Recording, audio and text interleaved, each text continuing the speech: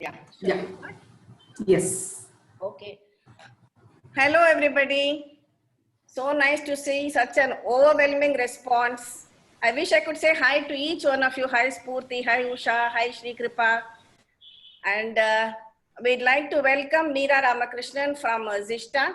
She is here to answer all our questions about traditional cookware.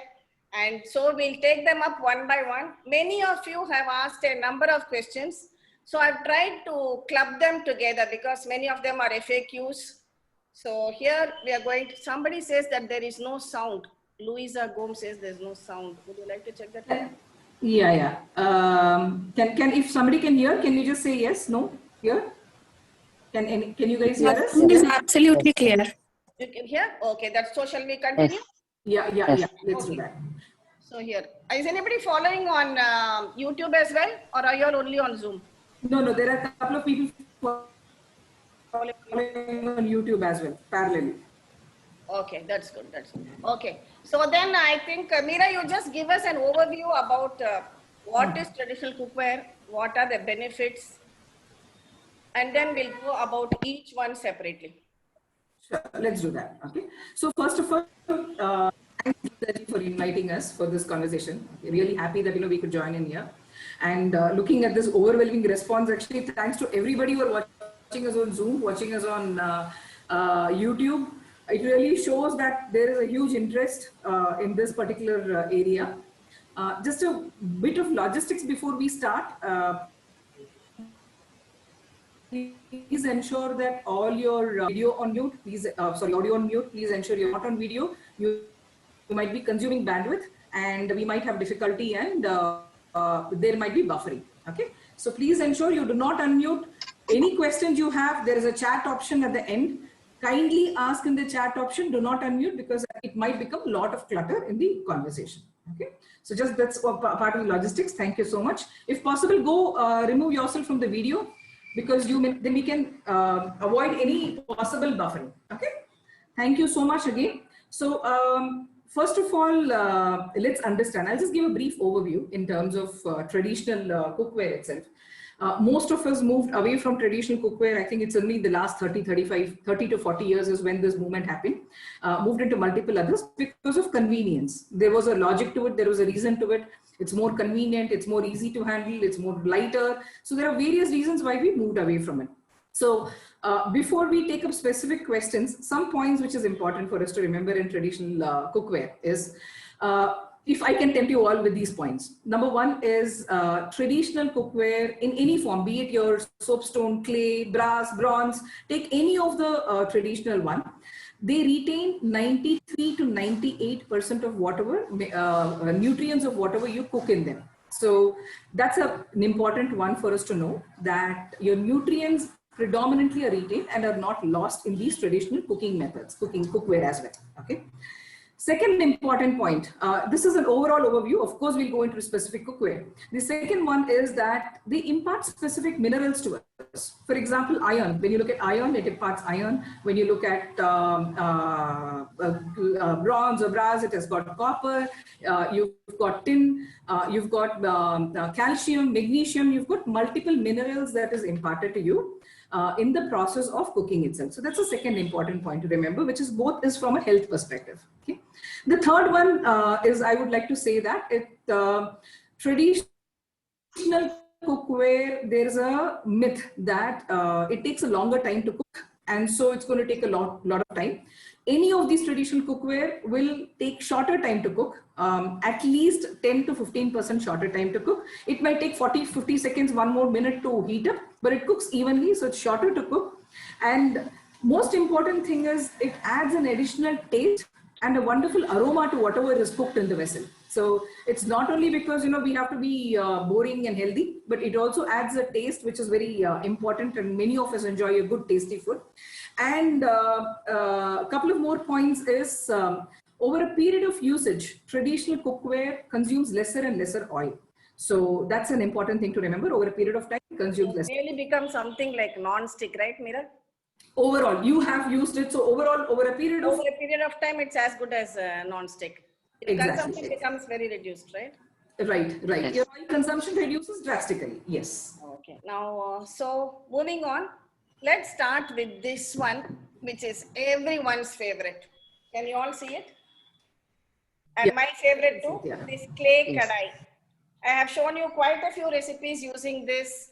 I think I made an aval upma and some more recipes too. So some of the questions I have here from your YouTube comments, which you have given me yesterday, Ashutosh Sahu wants to know how to take care of clay kadai. And Okay. how much time can we use it? I think he means how long can we use the clay kadai before we get a new one? Okay. So, good old days, clay used to be used in kitchens on a daily basis. So, when you use it on a daily basis, there was a tradition that the clay vessel is usually broken during Bogi, a day before Shankranti, and a new vessel is bought. That is a traditional way of looking at it. But usually, a clay cookware can last anywhere from 1.5 to 2.5 years. And what do I mean by it will last for 1.5 to 2.5 years? What actually happens if it doesn't break? Assume that the cookware doesn't break. It is still functional. For example, this is my clay kadai that I have been using for almost 2 years now. What happens is the porous nature of the clay goes away. The property of the clay goes away. So it does not render any extra benefit that clay is supposed to render. In terms of taste, in terms of even cooking, all the properties of clay goes away. So you will see the distinct change in taste. So that's the main thing when a clay is changed. And then if there is of course a hairline crack, then it will start leaking oil and you will know that you have to change. That's more like a damage. But from a life perspective, it's anywhere between 1.5 to 2 years. So that is from a life question. You said the other question was how to maintain a clay, right? How to take care of a clay kadai. How to take care of a clay. Okay. So clay ideally, so in terms of maintenance, let's talk about washing a clay vessel. So clay is porous in nature. It is always recommended to use non-chemical washing liquid, soaps, powders, whatever. This is because clay is porous in nature. There is a chance of these seeping into the pores. So good old days, they used to wash with salt, basin powder. These are all something which is available at our home. We can use it. Extremely. Can we use a soft sponge for it? Yes, you can use a soft sponge. You can use the green side of the scrubber. Never use a steel scrubber because it can crack. There is a chance of it. But then the thing is, if it's very inconvenient and you still want to go ahead with your chemical liquid, last resort, of course, do it if you want to do it. Only recommendation is once in a while ensure you put boiling water in the clay so that some of these impurities come out of it. That's a wonderful suggestion because your organic washing powders may not be available in many places. Correct. So even if we use some other liquid soap to wash it, we can again boil water in it and then it becomes totally clean. Correct. Or best option, use basin or salt, right? Basin or salt, correct. Correct. Then Arya Vandana also asked about the same maintenance of mud vessels. I think we have answered that. S. Venugopal wants to know whether clay vessels can be kept directly on gas or electric stove. Can they be kept directly? Yeah, so clay vessel can be kept directly. There is always a confusion saying will it crack or not.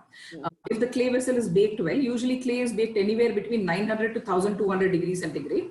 So if it is baked properly, then you can start using it immediately. Just before you start using it, what you can use is rice washed starch water. So for example, I've taken this here. There is rice and water. Instead of throwing the water away, just ensure that you put that water into a bucket and then say, for example, if this is your clay, immerse this in that water before the first usage for around 8 hours. That's more than enough because why do we do it? We do it because there is a smell of clay and you need to remove the smell of clay. Many of us would enjoy the smell. Overnight is enough. That means I take this rice water and overnight is pot totally in it. Overnight that will do. Absolutely. Overnight, or you soak it in the morning and remove it in the evening. So Suchi Arlurkar, I think that answers your question of how to use it for the first time. On the chat, she has asked this question.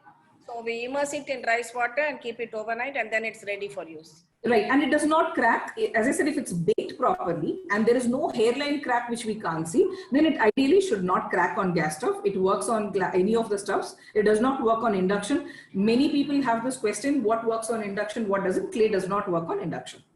Meera Meera, you were telling me that how do I select a good clay pot? Let's say I go to a shop, but I don't know which is a good clay pot and which is not. Can you tell me that, please? Sure, sure. So there are a couple of points which which you can look for. Okay, one is take the clay and the bottom of the clay, hit it with your knuckle. Okay, when you hit it with your knuckle, basically here, hit it with your knuckle. What you would see is you would hear a metallic sound.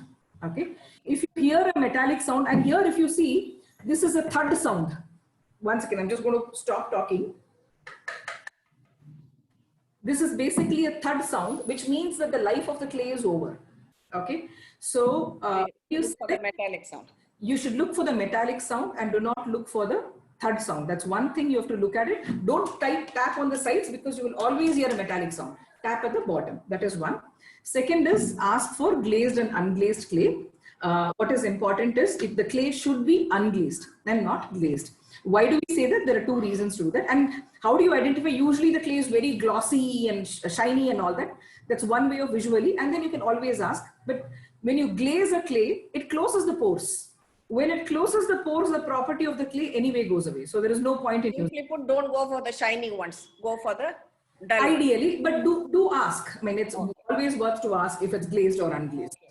Now, Nalini Rao Giridhar wants to know where to get clay kadai which is not susceptible to breakage if used on a gas stove. Which is what I said. See, any clay which is baked well at 900 to 1200 degrees centigrade will not crack on a gas stove. So if it cracks, it means it's not baked well, or there could be a hairline crack which is not so visible to us immediately, and it would crack on a gas stove. That's the only thing to be noticed. Okay. Then there is one more question on clay which Srikanth says. He says that she says that she has seasoned her clay, but even after seasoning, she's getting a different smell. I'm trying to understand that question really. She gets a different smell even after seasoning. So maybe this is the right way to season it. She could try out this right way of seasoning with the rice water and immersing it in overnight, right? Yeah, overnight 6 to 8 hours is more than enough. And any other seasoning with oil or anything do you require? See, some people like to also season it with oil. Okay. If you want to start using it directly for frying. Okay. But ideally, you can do it. So after you take it out, after the clay is dry, then you apply any cooking oil and leave it aside for 24 hours. Clay will dry up the oil very fast. Every 3 hours, it will dry up. So you can continue to apply oil. Okay, that is one. But any cookware, it's not for just clay, any cookware, you do gravy or just fill it with this rice wash starch water I told you about. It just took a lot of time to fill up my table with all this stuff. So this rice washed starch water, just fill this up and then put it on your gas stove and heat it up in low or medium flame and repeat that twice. That is good enough because it will season your clay very well if you don't want to apply oil. Okay. Any cookware for that matter, except the metal. Usually any cookware, any earthen cookware, clay, soapstone, anything made of stone or clay, the best thing is to actually pour starch water and boil it a couple of times. It gets seasoned very well. Okay. This reminds me actually for Kartigai Deepam when we used to light those small earthen lamps, the diyas. My mother-in-law used to tell me to soak them in water for about half a day, dry them out and then pour oil. So then it will consume less oil. All the oil will not get absorbed into the clay lamp. Correct, exactly. Same thing. It works here. Same principle, right? Now here's a different question for us. Samida Patil asks, does clay leave traces of lead in food? Now you have done a lot of research on this and testing also. Yeah. Something really I should appreciate Zista for. They do their testing for all their traditional cookware, whether it is clay or iron or soapstone. So what is about this, Meera? Yeah, so generally nobody contaminates clay specifically. Okay, if the soil is contaminated with any other minerals, then your clay can get contaminated. So it could be lead, anything that contaminates the soil, the raw material can get contaminated. That's one way. The second one is in the glazing process. There are some times when 5% of lead powder may be used. Not every time, may be used. Okay. Only in these two situations, you have this issue of any lead or any other contamination coming in. If the soil is not contaminated and if it is unglazed, then there is no issue with clay. So which is where you need to ensure that the clay is tested. See, clay is the heart of India, right? Everywhere you have clay. It's the heart of India, and it is important that clay is tested properly. And ensure that the main contaminants are lead, mercury, nickel, hexavalent, cadmium, chromium. Some of these most important minerals to be tested for, so that you know that the soil is pure. So in your products, you test all your cookware. Yes, so that's something we started with, saying that what we will not have in our house, we will not actually take it forward to the market. And then we said, how do we do it? And the only way to do it was testing it for quality purposes. And if it passes the test, it's called ROHS, restriction of hazardous substances. So once the test is done, passes the test, then it gets launched. So totally safe to use, no worries. Yeah, because that's why I said, I will use it. I'll give it to my parents. I'll give it to my relatives. So, please, people very close to me, I give these products, right? So it's very important that we consider the safety. Now there is a question which me as a vegetarian, I don't know how to answer this, from Ms. M. follows. Fish. Can we say use the same clay pot to cook fish curry and vegetables too, or do I need to use different pots? Okay, so I'm going to answer in two ways. I am also a vegetarian, but what I think whether the smell will... technically, the smell will be there. Clay will retain the smell of anything you cook in it. Okay. So if your family does not mind the vegetables having a slight flavor of fish, then go ahead. If you mind it, then don't do it. That's the scientific way of looking at it. Okay. So anything more about clay, Meera? Can we go on to the next one? Yeah, we can. So one of the things people want to always ask is, why should we cook in clay? Just want to let everyone know that clay neutralizes acidity. It's got the natural property to neutralize acidity, and hence clay is very important. Today, many of us suffer from acidity, right? Because of our work style, and maybe the last 4 months things are much better in our work-life balance, or not work-life balance, eating habits. Let me put it that way. Work-life balance is very messed up right now, but eating habits are much better because we eat more at home. But if there is a chances of suffering from acidity, clay neutralizes acidity and one of the best for it. So that's on clay. Do we have any other questions from YouTube? Because I'm not able to split it on clay. Otherwise, we'll go on to the next one. Okay. There's a question here. Can we use the clay pot in microwave? That's from Chitra Subbu. Yes. Clay can be used on microwave. Clay is microwave friendly, so that is not an issue. Okay. But when you're using clay, why do you want to use microwave? Microwave itself, there's a... So no, to my best of my knowledge, I'm not seeing any question. Okay, right. Somebody's asking, can we order clay pots online, Suruchi Alurkar? Yes, you can. We'll explain it to us. Right? Order it online. Naturally, I come from Zista, so I will give you the online website of Zista. Yes, you can order online. Yeah. Okay. Even after this program, I'll give you the link in the description box, so that will lead you to the website, and you can easily look at other products too, apart from clay. Right. Okay. Yeah. So I was looking at YouTube. I cannot see any question on clay right now. Okay. So okay, fine. Next, should we go on to the cast iron? Yeah. Okay. I think this has got the maximum number of questions. Okay. Everybody's favorite. Everybody's favorite, and I've used it a lot in frying my vadas and making all the bhakshanams, my murku, tengal, everything.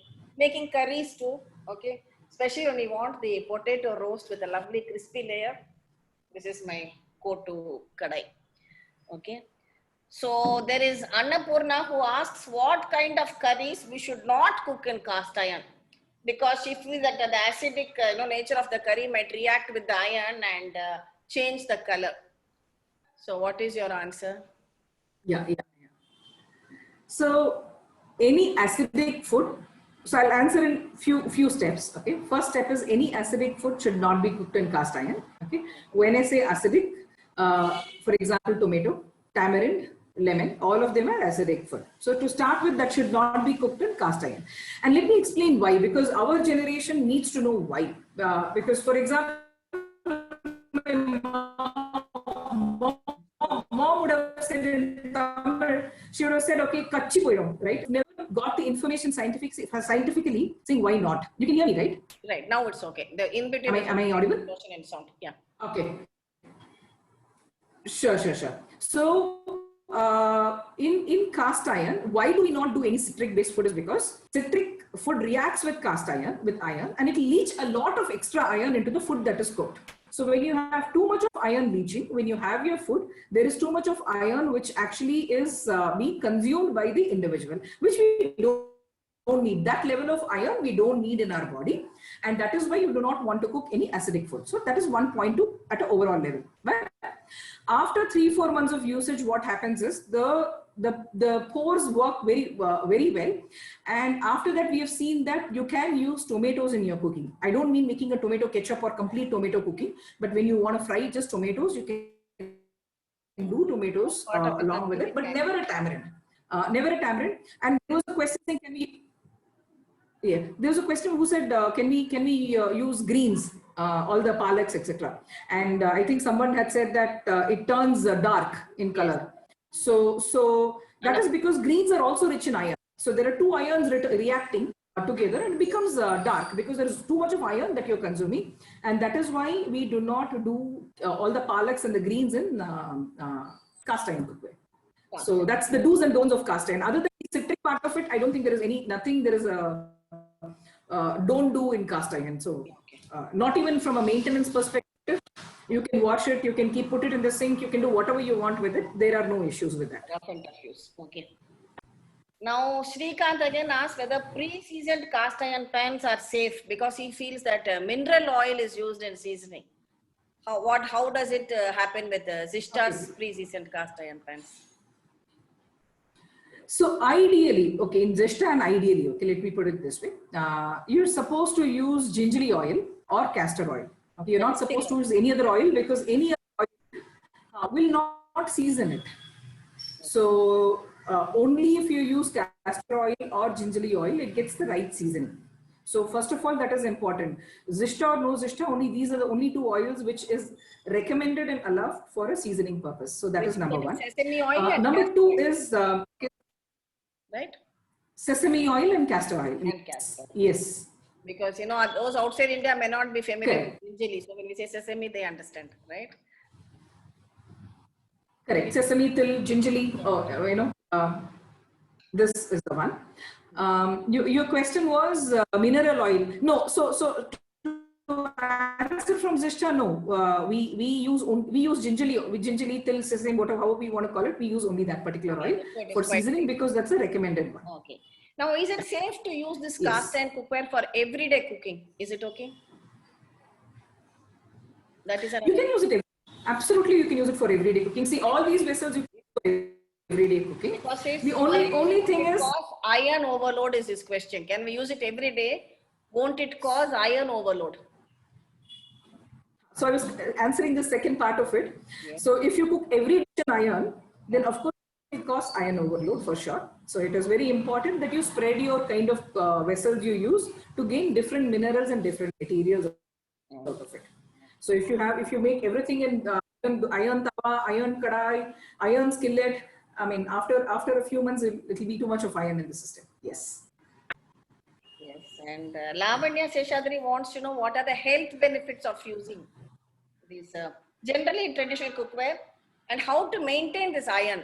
I think you said you have to fry some onions in it for the first time. Yeah, so first time when it's a cast iron, okay, in iron you don't have to do anything. Iron, wash it and start using it. In a cast iron specifically, because it's an alloy and there is a 3% silica and carbon, silica, sand and carbon. Okay, so that is added to make the cast iron. What will happen is when you actually buy a fresh cast iron, you will see those black particles there. One has to remove the black particles, which is the carbon deposits. So wash it well. Usually, so for me, I was lucky enough in my first 2 washes, it went away. Not everybody is that lucky. Then what you do is you just take these shallots, these small onions. I know if you can see it on the computer. Any these small onions that we call. Big onions are okay. Yeah.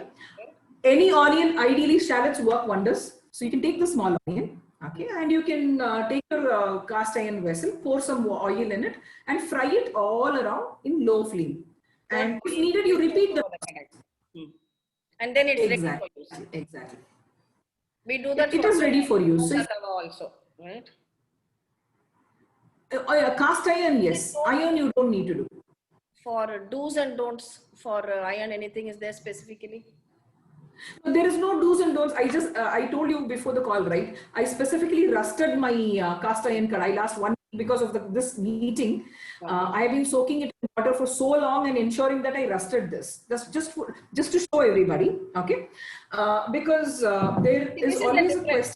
Hers is rusted and mine is well maintained. She has done it intentionally just to show you how it can get rusted. Yeah. So because I have been using it for many years, it took me literally 1 week to rust this because I had to soak in water for so many days to ensure it gets rusted. Okay. So just because rust. Sorry. Why would you do that? Just for this call. Okay. So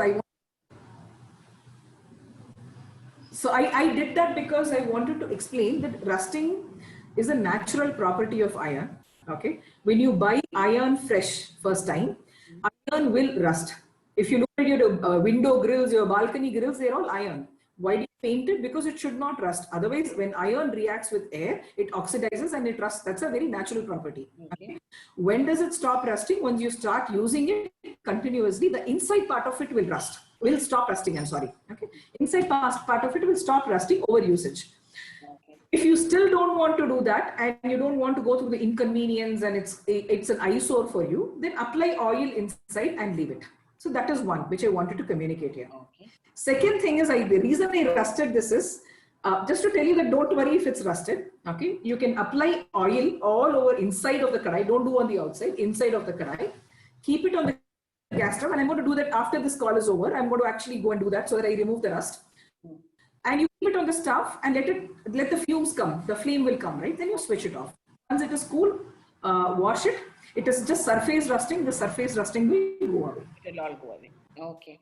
Exactly. Because rusting has always been a very important question. Everybody comes back to it. So that's something we have to ensure that, Now you have told us how it can be taken care of. There's no problem. Correct.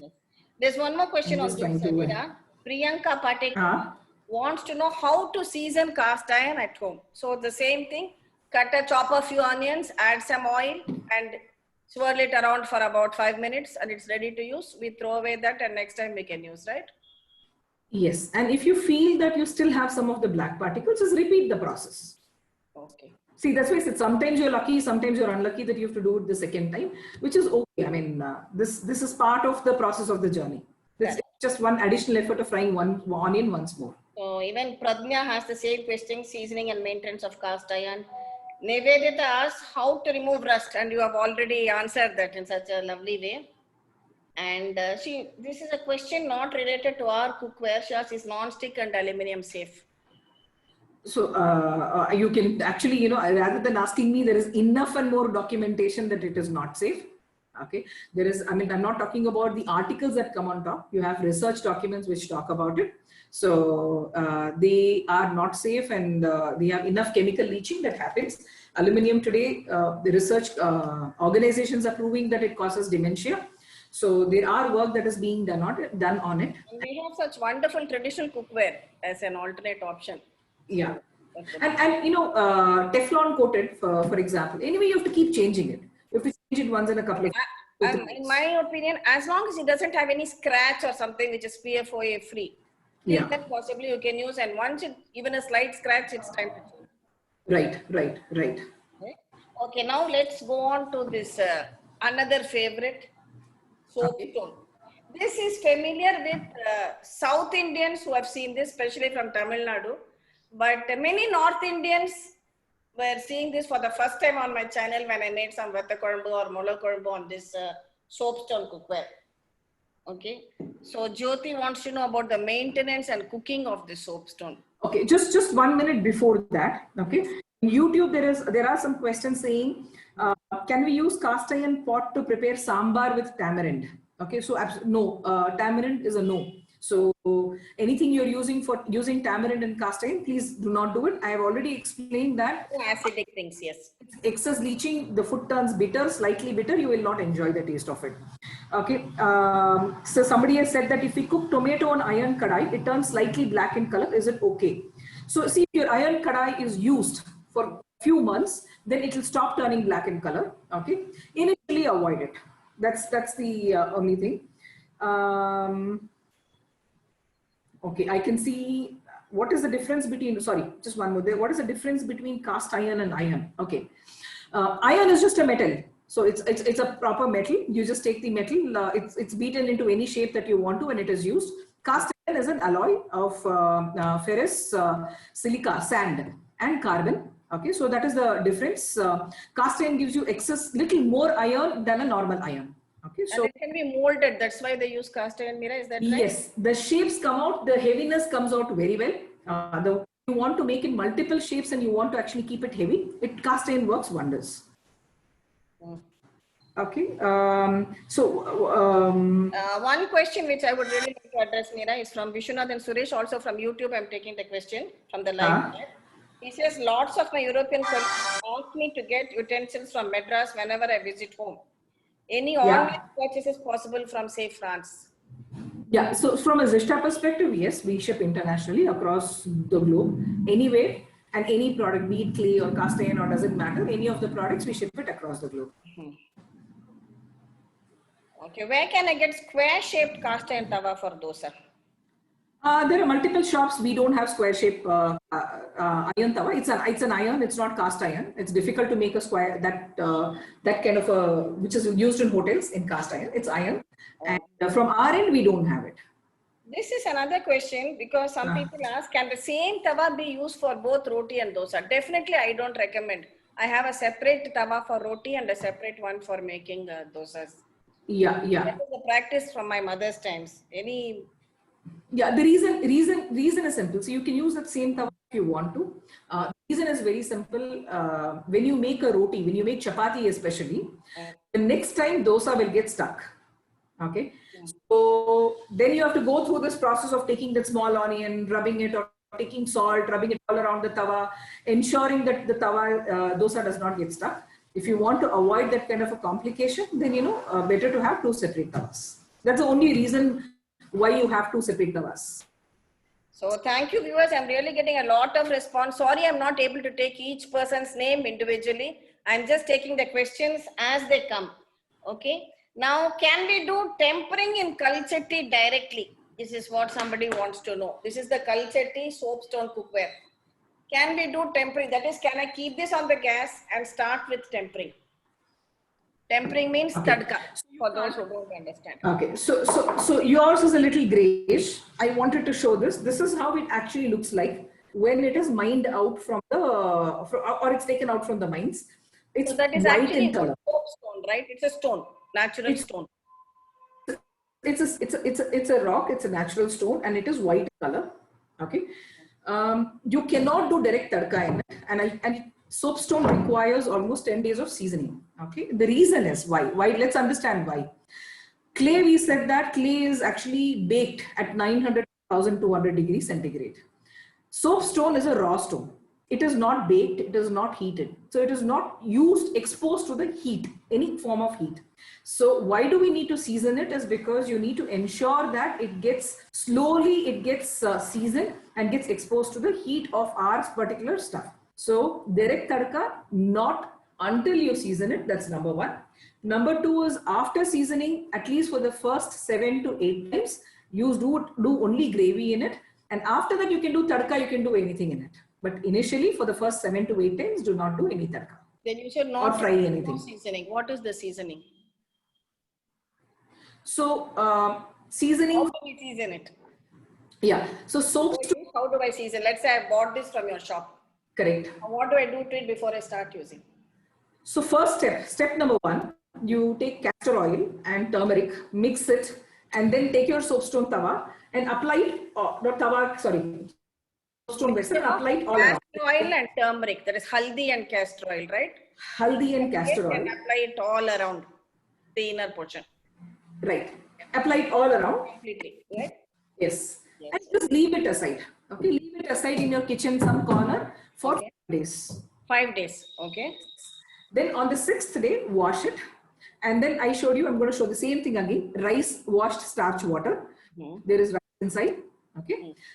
When you, in the morning, when you wash your rice and throw your rice, instead of throwing it, throw it inside the soapstone for another 5 days. Every day morning, throw the rice water, fresh rice water into the soapstone. Do it every day for 5 days. Now it's 10 days over. Next 4 days, you put the same rice water into the soapstone vessel, but keep it on the stove in very low flame and ensure that the water boils and switch it off. Do that for 4 days and then your culture tea is ready to be used. Sounds complicated, but it is not. Yeah, that's why this question came up in my mind from a buyer's perspective. Right, right. So, sounds complicated. I may not have time, as it is work from home is taking up all my time. So can Disha help me? Can you give me pre-seasoned soapstone kadais? So I'll answer in 2 ways. Yes, from a Zishta perspective, pre-season, season, unseasoned, there are both the options. Depending on your choice, you can choose what you want. That is the Zishta answer. Okay, but even it is also available. But then from Zishta, you know, our job is to gather traditional knowledge, right? Yeah. And if you look at it, ideally, what do our ancestors say? What do the that is the point I wanted you to bring out. Talk about. Season it yourself if possible. If you have the time, if you have the patience, season it yourself, because especially soapstone. Soapstone has this unique way of, it responds to your touch. It responds to the heat of your body. It responds to heat of your surrounding, your stuff. Okay. So good old days, if you speak to my mom is on the call, actually, she's actually there. Okay. And good old days, very clear that soapstone is one vessel. They will not give it to the house help to wash. Okay, it was only the family members who are cooking who wash it. Vibrations from using the soapstone, right? We can call it in multiple ways, vibrations, and it's got that it has a sense of touch. And believe it or not, okay, that is up to individuals. But based on what we have gathered from all the people who have told us, recommendation: do it yourself. Will Zishta offer you? Absolutely, we do it. How do we do it? Exactly the process I explained. Except that when you heat it in your gas stove, instead of that, we do it in a very old traditional way of fire. Okay, that's how we do it. So it's best to do it yourself. Only if it's just not possible, if you can, then request Zishta. Exactly, right? Exactly. Okay. Yes. See, another question somebody wants to know. You have these smaller soapstone vessels for setting curd, Meera. I remember you showed me once. Okay. Yeah, I forgot to actually keep it here. It doesn't matter. She wants to know whether those small pots which you use for setting curd can be used for cooking also. No, so there is a difference in the stone. The stone that is used for setting curd is taken from a little higher layer of the mine, and the stone that is used for your cooking is taken from the lower layer of the mine. Okay. So the lower the layer, what happens is it is called it's a lot more older stone, much stronger stone. A little more upper layer. The stone, and it is pretty heavy too, right? It is quite heavy. The upper layer stone will not be strong enough to be kept on your stuff. Usually they use it for salt, tamarind, pickles, and setting curd. That's what is being used. What I really love about the soapstone, and it's like really a childlike enjoyment. Once I complete cooking and keep it on my counter, then when it's taken off the gas, it continues to bubble and boil. No, I just stand and look at it with the childlike awe. The way it retains heat for such a long time. I think that's a great property of this soapstone, kalchetti. As we call it, kalchetti, kall is stone. Kall is stone. So it is kalchetti, simple. Right. So soapstone, one of the important things of soapstone is it renders calcium and magnesium to the system. So when you cook it, so that's a mineral that we all get when you use soapstone for cooking. Second thing is like clay, soapstone, as I said, stone, clay, any of them, you can cook anything. So no restrictions on acidic, non-acidic, absolutely zero restrictions. One of the best vessels, anything which is earthen for your acidic food. So that's the other one. The soapstone is a wonderful vessel. Okay, that's my favorite. If you remember, I showed you. Just as we use for traditional South Indian sabjis, I'm sure we can use it for the North Indian varieties too. because they are new to soapstone, but they can definitely make their palak paneer and dal makhni or anything in this, right? Yeah. So in my house, all that happens: palak paneer or paneer butter masala, rajma. A lot of things happen in soapstone. I know you are very fond. You have a series of soapstone vessels in different shapes and sizes. You saw my house that day. So I am a great fan of soapstone. Yes. I'm very biased. Let me put it that way. Of all the I'm vessels, very I'm partial to biased soapstone, towards. right? Yes, I'm very It partial to always soapstone. makes me nostalgic. My party, that is my grandmother making keera masial, you know. Simple, just keera is greens. Boiling the greens with just salt and a tadka of jeera and chili. That's it. The taste will be just amazing. Yes, and my mother is watching it and she does this. That's our favorite. So yeah, So one more point on soapstone is soapstone retains heat, and you would have seen that. yes. Anybody who's watching, our ancient science and modern science. I'm going to give both the perspectives. Ancient science says that you should consume food within 3 hours of cooking, and food should never be reheated. Okay. Modern science also kind of says similar thing, which says that after 2-3 hours of cooking, microbes start forming slowly in the food, and you should consume it immediately. Reheating is usually not recommended, and in a situation like that, if you look at it, these vessels, soapstone or bronze, any of that, they retain heat for 2 to 3 hours. You don't have to reheat it. So that's an important point of soapstone. Wonderful. That's really nice.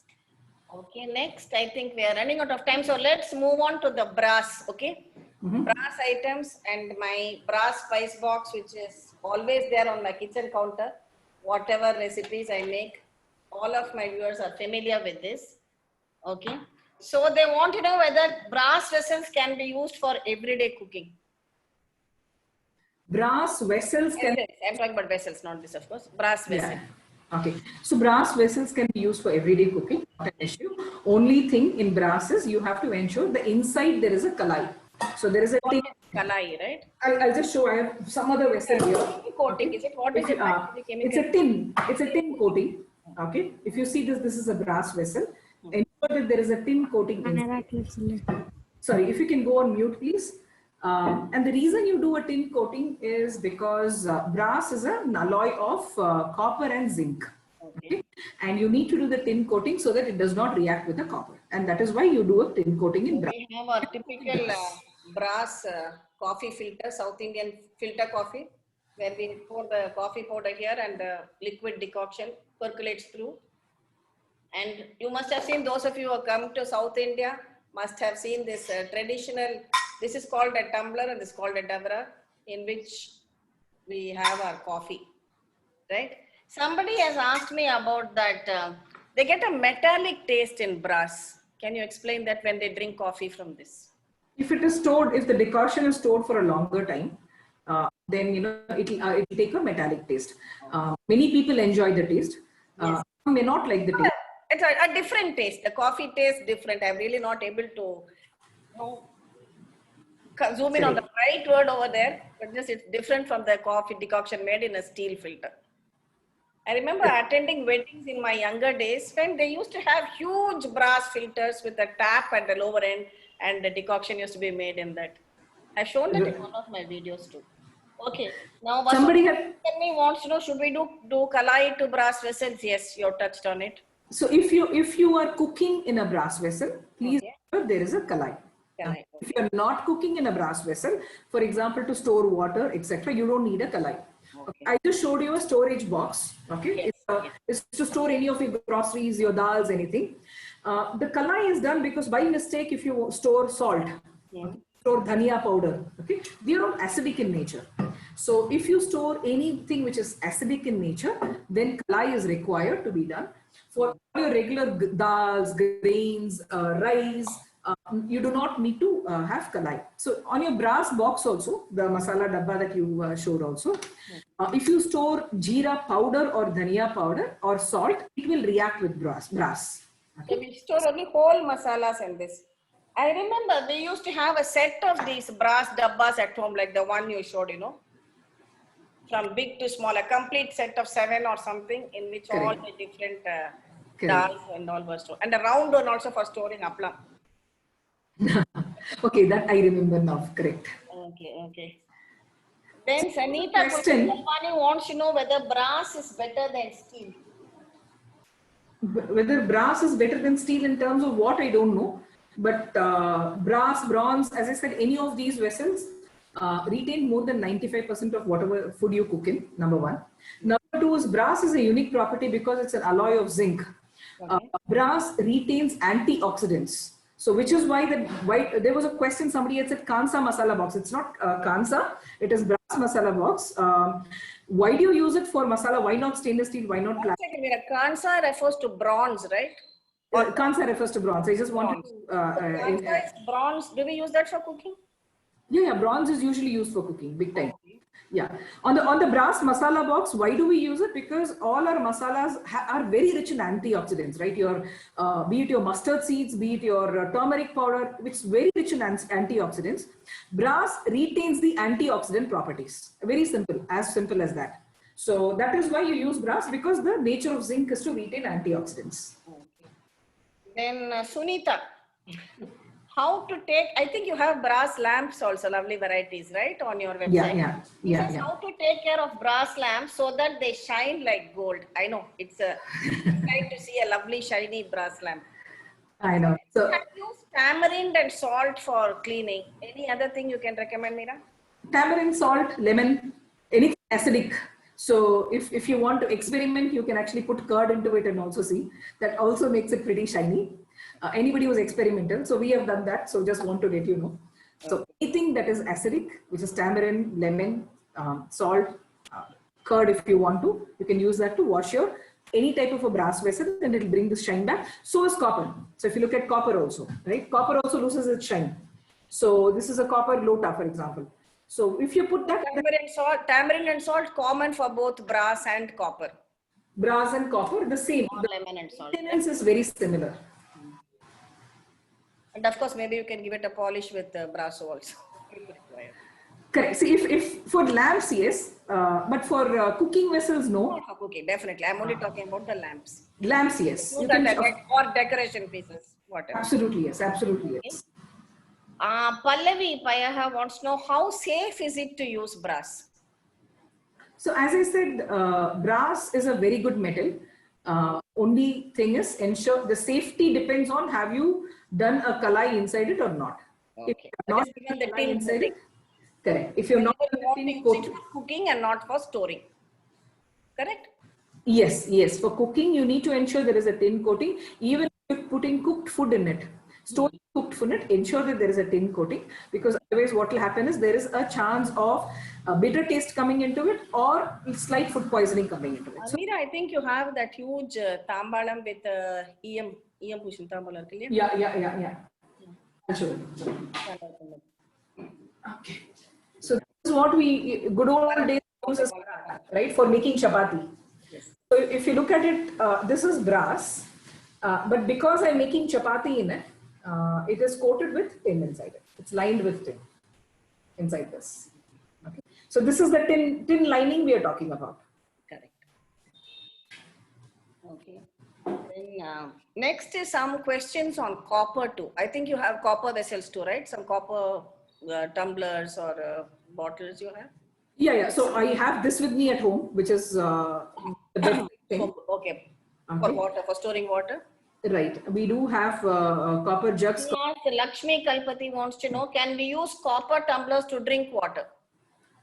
So, yeah, so any copper you can use. I mean, copper jug, copper bottle, copper, this one, anything. But two things you need to take care in copper. Number one is ensure any hot water. You can hear me, right? What did you say? Yeah, I can hear you. Yeah. So number one, do not pour hot water in copper. Oh, okay. Number two, no acidic water in copper, which is like don't put a piece of lemon and drink it later on. No alcohol, nothing that will react with copper. Why do you say that? Because in your body, you need 1 milligram of copper every day. That's all our system needs. Adult body needs 1 milligram. When you put hot water, when you do acidic water, the leaching of copper is very high and unnecessarily you will have excess copper in your system. So do not use any of this. Otherwise, go ahead and store. One of the questions usually is how long can we store water in copper? As long as you want, but more than 24 hours, there is a slight metallic taste. just like the coffee, some people enjoy it, some people don't enjoy it. I don't enjoy it personally, the metallic taste. But is it harmful? It's supposed to have great health benefits, right? Drinking from copper. So drinking from copper has two major benefits. Okay, and so this is very important because we've done a lot of scientific information for this, because this is one area which is misused, right? Where people say your hair will grow, your skin will shine, you will not become obese, diabetes will go away. So we've done a thorough scientific research on copper. Copper does only two things. Okay, one, it kills any microbes, bacteria, a virus, fungi, it kills any microbe. So what happens? Your water is pure. That is number one. Okay. Number two, copper neutralizes acidity. If your water is acidic, okay, it brings the pH level to neutral level. And these are the two main reasons. What happens when your water is non-acidic? When your water is pure, when you drink such a pure water, it is good for your system. It's as simple as that. Third thing, which is alkaline water is always recommended, right? Yeah, non-scientific, but ancient science says that when you put water in copper, it adds prana to it. And scientifically, it's explained that the molecules stop, the agitated molecules calm down in copper. So we can take it whichever way we want to, but copper has these three. These are the main and only three benefits, and all the others are sub-benefits of it. Of drinking pure water, that's it. Prabha has a question on soapstone. She says her soapstone cookware has retained, I think she has bought one from you. It has retained turmeric stains from cooking, and how to remove those. Wash it well and it will go away. As you wash it well, if it doesn't go away, just pour starch water and keep it on the gas stove and allow the water to boil, switch it off and throw it after it's cool, it will go away. Okay. And yeah, somebody had said about green patina formation. That's very important information. Yes, in copper. Yes, copper.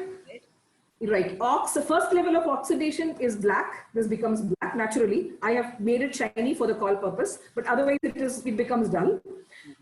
Wash it with normal tamarind lemon. What we said, is oxidation harmful? It is not harmful. Okay.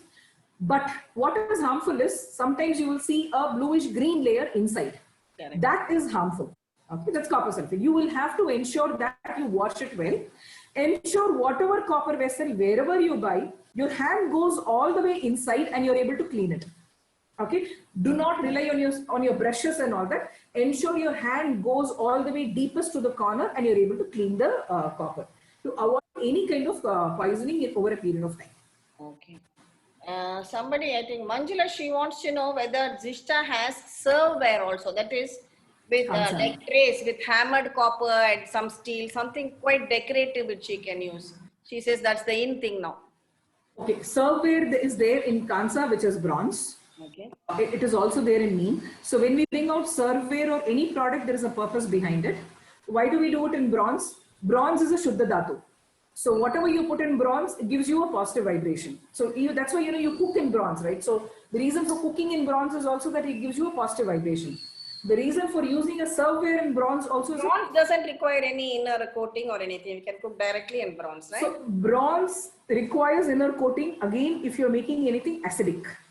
Okay. To make payasam, to make pongal, to make upma, to cook rice, you don't need anything. If you are making tamarind based food, sambar, anything in this, then lining is required. Why? Because bronze is an alloy of copper and tin. Whenever I see this bronze, I told you my favorite is that urli, payasa urli, which you see in Guruvayur also, making payasam, the lovely Kerala urli.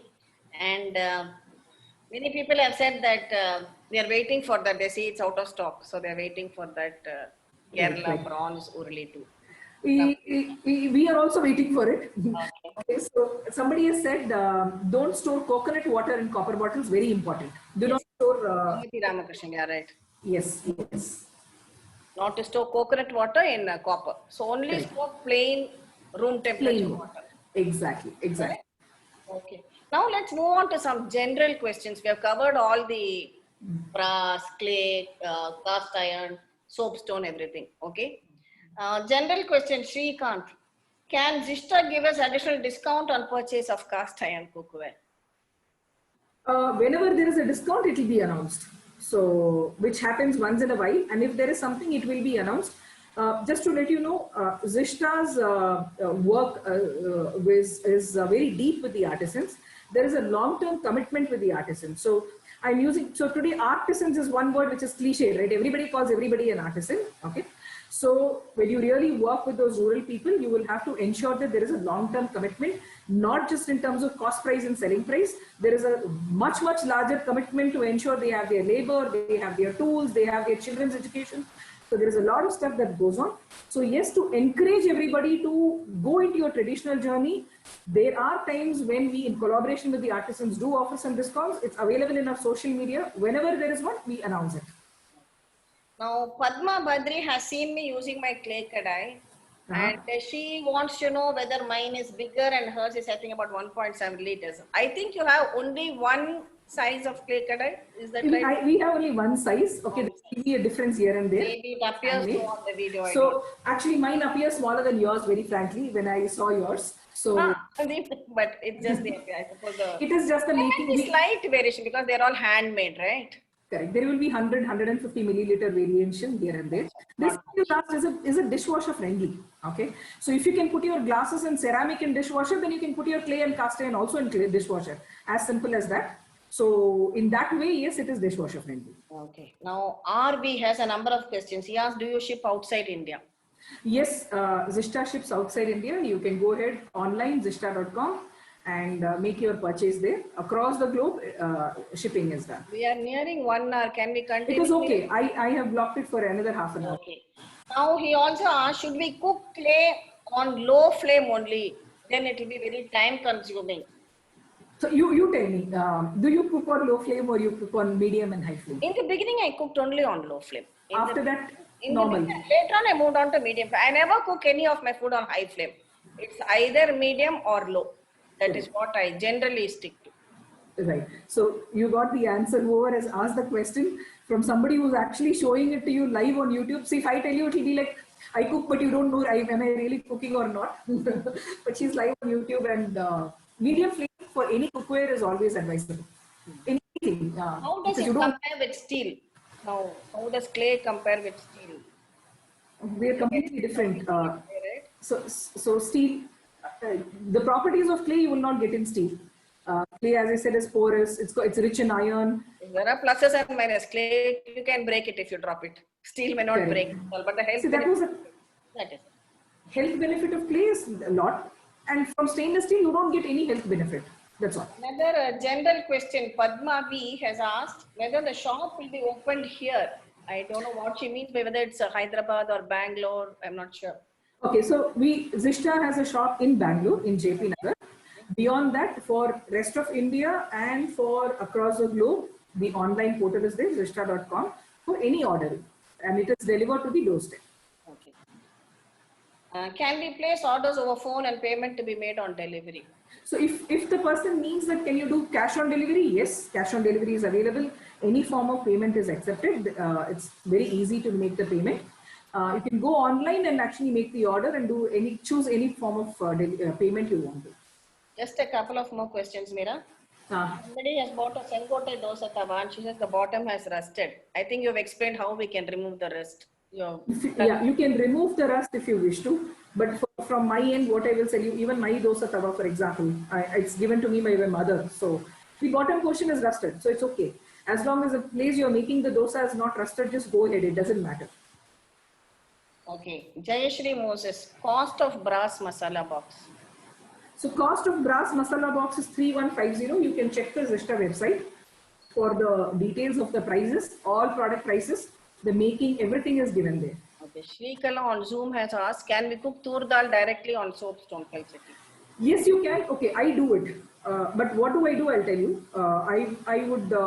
I keep the tur dal, I pour water in it and let it soak for half an hour to 45 minutes before I use in Kalchatti. Will it directly cook well in Kalchatti? I don't know. I have not tried.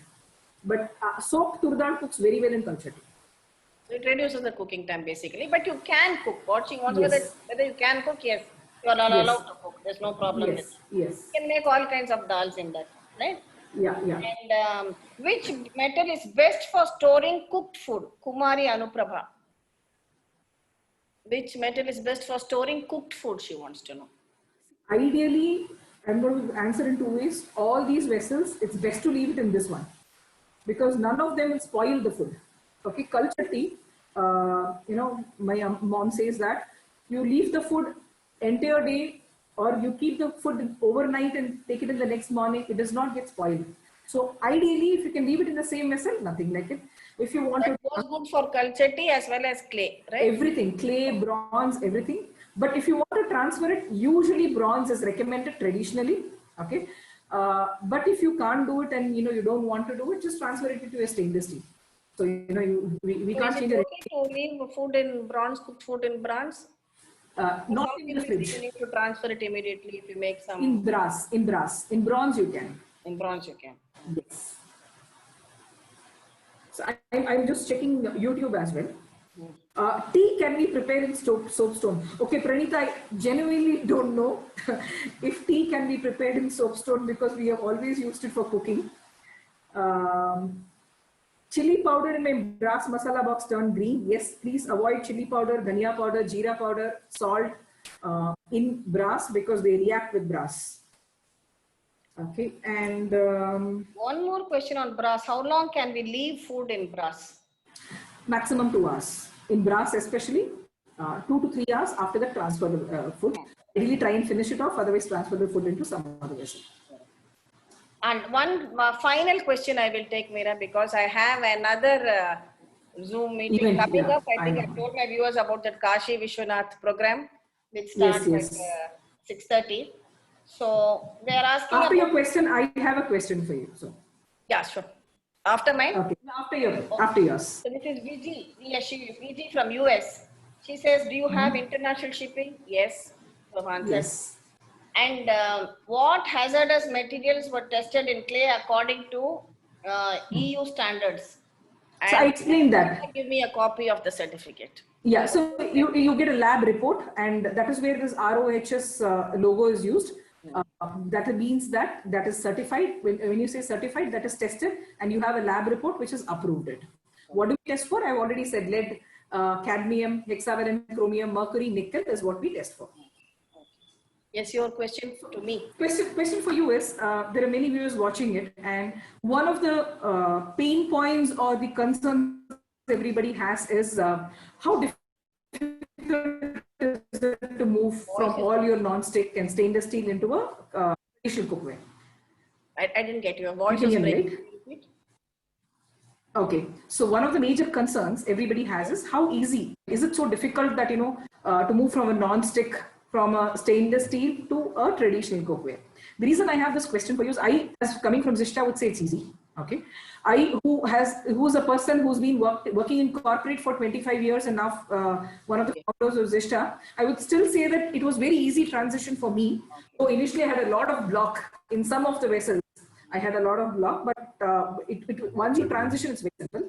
But As always, I'll be very frank with my viewers. Whatever happens, I'm going to say it as it is. See, I have grown up mainly in cities, so I don't have a typical, growing up in villages. Yes, we used to go to my grandmother's place. I told you this cooking in soapstone really made me nostalgic. So I was used to cooking in steel. Then we did move over to non-stick also because that was a wonderful new concept and we like the comfort of cooking in non-stick. But then when I was introduced to these traditional cookware, I found that it really not only was the move easy, it gave me so much of happiness too. Lot of positivity because as I told you, the retention of heat in this, how it continues bubbling, and the flavor of the food, which I could recreate the flavor from my childhood days, especially this culture tea. It was wonderful. And it maybe even cooking in clay pots and all, the right word would be divine. As I told Veera earlier too, yes. It gives you a feeling of going back to nature, which makes you really happy. And when I do my deep frying in the cast iron cookware, it really comes out very well, whether it's deep frying or when you want to get a crisp outer layer for your potato or arbi or anything without using too much of oil also. So the transition has not been difficult at all. In fact, I did enjoy the transition. Yes, we have to take care. We cannot just use it roughly as we would use steel. If you want to give me a con on that, then I cannot just, like use it as I would use a steel tumbler. We'd have to take care, and these serve you for generations. That is what I want to say. This soapstone cookware and the cast iron cookware, even hand me down from my mother and to my grandchildren also, it continues for generations. There's no problem about that. Possibly the clay has to be replaced or might break, but both soapstone and cast iron last you for a very, very long time. Exactly. So the reason I asked this question is there are many of us who want to transition, but there is this concern. So from somebody who's at this point of a time in life, you've made the transition. I wanted to. That is why I keep showing you recipes made in this, so that you understand how to use it and how it cooks. So any other more newer vessels which they bring out also, we can show it on our channel, so that you understand actually how we use it. And Meera has told you how we have to season it, how to maintain it, how to clean it. I think this has been a very, very informative session, Meera. Thank you so much. And we could take up many questions. I'm sure people will have more questions too. So can we wrap it up now?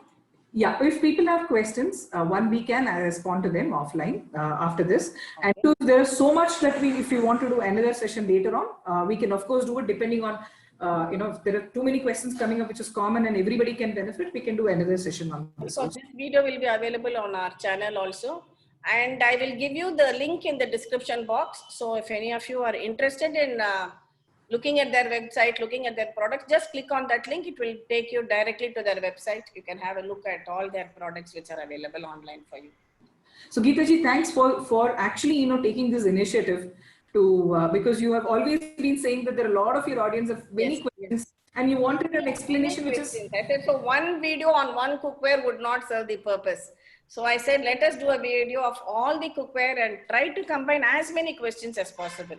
Wonderful. So I hope we have been able to answer most of your questions. If you have more, you can always put it up in the comment section and Meera will definitely come forward with her answers. Would love to, because we've been doing this for 4 years. We started to document traditions. That was the initial intention, that we didn't want it to go away and document it for everybody's benefit. So most welcome in your, we'll come and respond to you. And thank you so much for this overwhelming response. It's awesome to see everybody, the kind of audience that came in here and YouTube. It's really. Thank you for spending your time with us Saturday evening. Wonderful. Hope to see you all again. Have a nice day. Thank you. Bye-bye. Thanks a lot. Bye then. Thank you. Bye. Thank you. Bye. Thank you. Thank you.